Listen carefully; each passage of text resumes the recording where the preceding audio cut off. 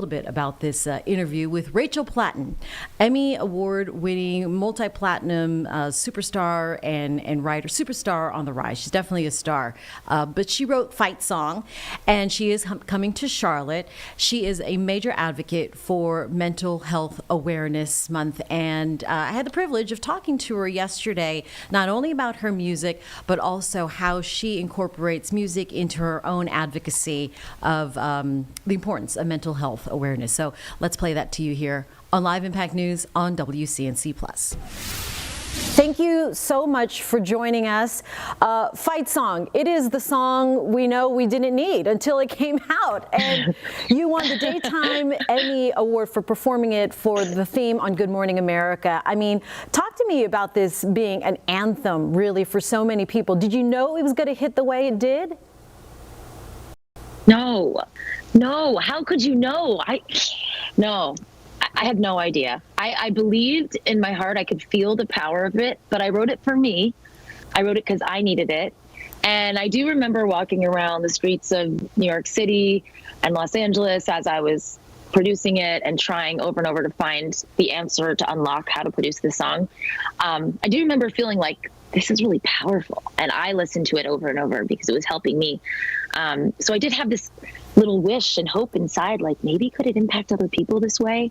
But no, I'm not in my wildest dreams would it have done what it has done. It's incredible. Yeah, it still lives. I mean, I'm singing it right now in my head, so it's going to be a forever earworm for me and a lot of folks. Literally, my friends, my daughter's friends, 3 years old and 6 years old, like their friends listen to it and they get excited and they're like, she's your mom. Like, I'm like, when is this going to die? I don't think it's ever going to go away. It's evergreen at this point, which is great, wild. Though? Yeah, music is your legacy. It's the best. I mean, you've been able to. It's amazing. You've been able to have this experience as an artist and a musician to speak from the heart. And like you said, you wrote it for yourself. Talk to me about your personal experience with anxiety and how that has influenced your music. Yeah. I put out a new record in September called I Am Rachel Platten. And the reason that I titled it that is because this collection of work, this body of work is, I believe, all of me, like it's me without the mask on, me without the filter on. And I'm so proud of it.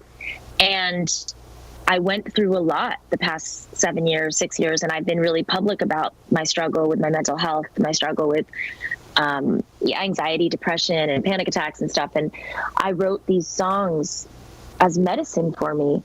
And it was really cathartic and healing to create this music again from a place of like, what do I need? Not what does the world want from the Fight Song girl, but what do I need from my songwriting? How can my music kind of soothe me the way it used to back in the day before I was worried about, just like I said, like wearing this pressure of how do I follow up something like that. And I'm just so incredibly proud of it that I really felt like the world is going to see me, not just the me with my fist in the air, excited and like, encouraging everyone. That's there and that's true. But there's also pain and grief and trauma and rage and fear and love and joy and hope and all the things that a human life carry, So that's why the record is called that. We are complex people. We should have levels, right? Exactly. You have been quite open about your struggles with postpartum depression and motherhood and how that's changed you as a woman and, again, reflected in your songs. Yeah. I think I'm missing a gene where you're like embarrassed about stuff. I've never kind of held back when it comes to sharing about what I go through or my pain or my struggles with my friends. And when I started to suffer with postpartum depression, I was kind of protecting myself in a little bit of a hole and afraid to tell anyone publicly because my God, how ironic the Fight Song girl is like not able to fight. It's like not lost on me that I'm there promoting this power and belief in yourself. And on the inside, I'm crumbling and can't get through a day. But something in me felt like I need to share this too. I need to share this. And so a voice within me told me, like, you're safe to take off the mask. And I'm so happy that I did, because as soon as I announced it, as soon as I let myself go there, I felt this echo of love and this really choir of voices of other women saying, I've felt the same thing. I'm going through the same thing. And then people in general just sharing with me their experiences. And, you know, it's been a really beautiful healing thing to kind of write music that I needed again. Like I said, not what the world needed, but like, how can I use my music to help me heal from the hardest thing I've ever faced? As you are on the other side of this turmoil and the ebbs and flows of life, looking back, how did you process? How did you make it through? Was it through your songwriting? There's so many things. There's so many amazing people. My therapist, my whole team, my husband, my family, my babies, you know, they were amazing, but also medication, therapy, breath work, and then, songwriting and music. Like, music was a humongous way that I climbed out of that hole. And looking back, I'm just so proud of that woman that didn't give up on herself, and that really, like, opened myself up to all these possibilities that I'd once kind of felt like, no, I'd never do that. I can't do that. And, but yeah, music and songwriting was the refuge. It was a safe haven for me. You talked about breath work there, and I'm looking at the first 4 words of Bad Thoughts, a really beautifully painful song. And you say, breathe in, breathe out. And as soon as I read it, I thought, okay, I needed to remind myself, breathe in, a nice long exhale. Who of us listening, you know, don't need that at any given moment of the day? I mean, unless you just meditated for like an hour and you're good and have been breathing, I think like all of us can always use that prompt and just remember not to take for granted this breath that is our gift, you know, like it breathes. We are being breathed at all moments. And that song, Bad Thoughts, was originally called Listen to This If You're Having a Panic Attack, which I felt was like a little heavy for Spotify. And so I changed it to Bad Thoughts. But it's like, you know, this tool, breath work, has really helped me. Could I weave this into a song and give cues throughout this song so that the listener, as they're listening, is kind of subconsciously also kind of downshifting their nervous system and kind of letting their diaphragm like help them and breathing in and out. And it's been miraculous seeing the response. Like, my goodness, seeing live what happens in a show when thousands of people breathe together in and out collectively. I thought that the moments with Fight Song were beautiful, but they're nothing compared to this. It's so incredibly powerful. What an energy, I'm sure, is palpable when you're there in front of a live audience. Mental Health Awareness Month, of course, reducing the stigma of some of these conversations, and that is sort of the point of it, is reducing the stigma of getting the help you need. How have you seen the music industry evolve during, you know, these kinds of conversations?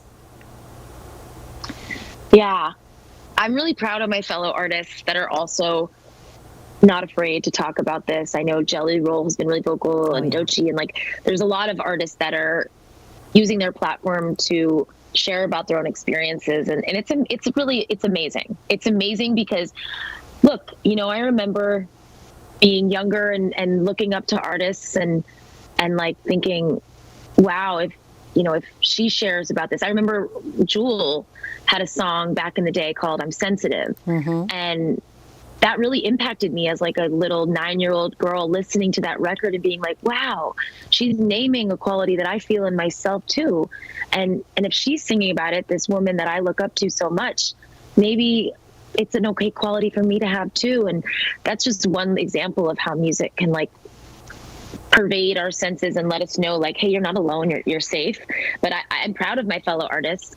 I don't know about the industry in general. I can't really speak to like if the industry as a whole is kind of talking about it. I personally would like to see a little bit more of that, but I do know that artists are standing up and using their platforms to share, because look, to be creators, you have to have some level of deep sensitivity to the world. And the world is crazy right now, as we all know. No matter what you believe, it's hard. It's hard, and it's impacting us. And as creators, we are being impacted so much, because my job is to take the temperature of the world and like put a finger out into the wind, or like, you know, whatever that is, and feel the way the wind is blowing, and then feel how it moves, and let God move through me, and let myself be used in that way. But it's hard. It's hard. It's hard to do. And so I think it's really important that, you know, that as musicians, we're speaking about it. So how do you balance your vulnerability and keep a little bit something to yourself and your family, and then combine that with the pressures of a public life? That's a great question. I have worked a lot with my therapist on boundaries. I don't know that I was raised with great ones. I think like I really had to learn to work on it. My family is a big oversharing family. And so it has been a hard thing the past 6 years to learn, like, what does it mean to have a healthy separation? What does it mean to like have a boundary around something? And I have really worked on that. And I have really learned, like, there is a piece of me that is just for my girls, that is just for my husband. And that the public facing Rachel Platten, they don't intermingle in that way. But at the same time, as I get stronger and healthier and learn these tools, I feel safer and safer to share more and more of my life, because I know that, I don't know how to explain it. It was really hard to perform songs like Bad Thoughts and Mercy at first, because it was re-triggering me and taking me back, because the songs are so deeply personal, and you'll see in the live show, they're so powerful and they're like majestic and big and grand, but they're personal. The lyrics are personal and deep and sad. And like, it was hard for me to go to those places at first and not be re-traumatized. So I had to work really hard. And now when I go on stage and I sing them, I'm able to go there, but almost as an actor putting on a role, from the place of like Mama Rachel, who's 43 and has 2 kids and is healthy and psyched about life and hopeful. And it's almost like I don't know, I like let fear in for that moment. I let that broken version of me in, but she doesn't stay. You know, it's like, come on here to put on this show, and then, okay, bye-bye. I kind of put her back in the backseat of the bus and remind everybody, like, I'm driving. That makes sense? I feel you on that totally. Your listeners and fans in Charlotte looking forward to seeing you on May 5th. What would you like your listeners to take away from your latest music here?